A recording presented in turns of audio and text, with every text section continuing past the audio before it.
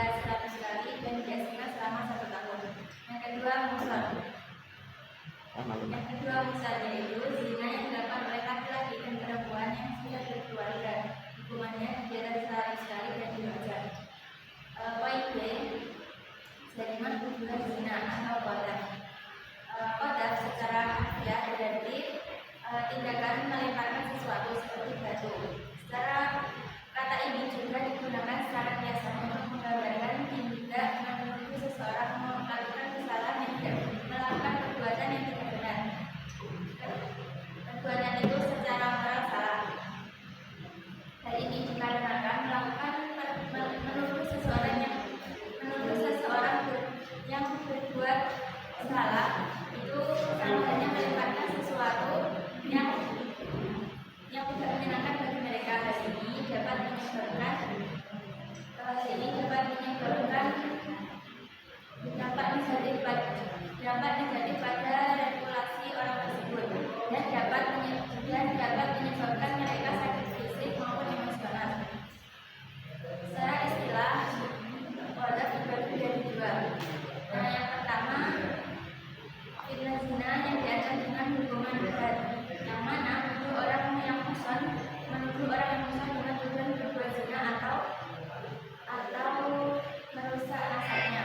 Yang kedua, qadzaf yang diancam dengan hukuman takzir, yang mana menuduh selain berbuat zina atau menghilangkan nasabnya, baik yang berbohong itu muhsan.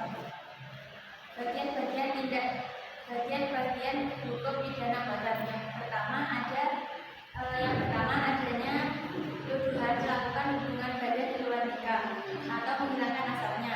Yang kedua, orang yang dituduh itu harus muhsan. Yang ketiga, adanya itiqad jahat. Syarat jariman qadzaf itu ada 3. Yang pertama, syarat-syarat bagi qadzaf atau orang yang menuduh zina yaitu belaga, balik atau dewasa dan dalam keadaan tidak disengaja. Yang kedua, syarat-syarat bagi makhluk atau orang yang dituduh zina yaitu Islam, balik atau dewasa, beragal, merdeka dan tidak pernah menyebutkan kesalahan zina. Yang ketiga, ada syarat bagi makhluk atau sesuatu yang digunakan untuk menuduh zina, yaitu adanya 2 orang yang bertengkar, salah dan sindiran yang jelas terjadi. Dasar hukum jariman qadzaf dalam Al-Quran disebutkan pada surat An-Nur ayat 23 yang berbunyi Bismillahirrahmanirrahim, yauma tashhadu 'alaihim alsinatuhum wa arjuluhum bima kanu ya'malun. Yang artinya pada hari ketika lisan, tangan dan kaki menjadi saksi atas apa yang mereka buat dahulu. Ayat ini menjelaskan bahwa orang-orang yang menuduh